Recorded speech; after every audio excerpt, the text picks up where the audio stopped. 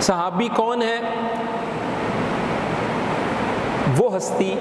وہ شخصیت، وہ ذات، وہ انسان جس نے رسول اللہ صلی اللہ علیہ وسلم سے ملاقات کی حالت ایمان میں، حالت ایمان میں ملاقات کی، اور اسی پر اس کو وفات آ گئی، یا اسی پر اسلام پر اس کو وفات آ گئی، یعنی حالت اسلام اور ایمان میں ملاقات کی اور حالت اسلام اور ایمان میں ہی موت آ گئی۔ تو یہ ملاقات کا جو لفظ ہے اس میں مثلا اللہ کے رسول صلی اللہ علیہ وسلم کے ایک صحابی تھے عبداللہ ابن ام مکتوم، وہ نابینا تھے۔ اگر اس تعریف میں یہ ہوتا کہ وہ صحابی وہ ہے جس نے رسول اللہ صلی اللہ علیہ وسلم کو دیکھا ہے،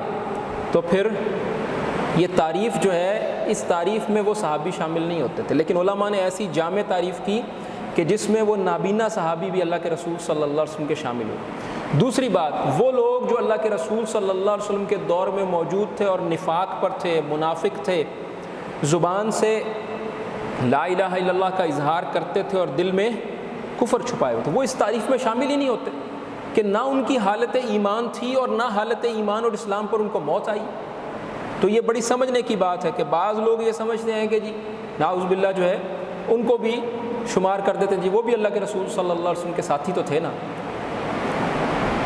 ویسے اللہ کے رسول صلی اللہ علیہ وسلم کے ساتھ تو کافر بھی ملا کرتے تھے آ کے، تو اسی طرح منافقوں کی بھی ملاقاتیں ہوتی تھیں۔ تو ہر ملنے والا نہیں،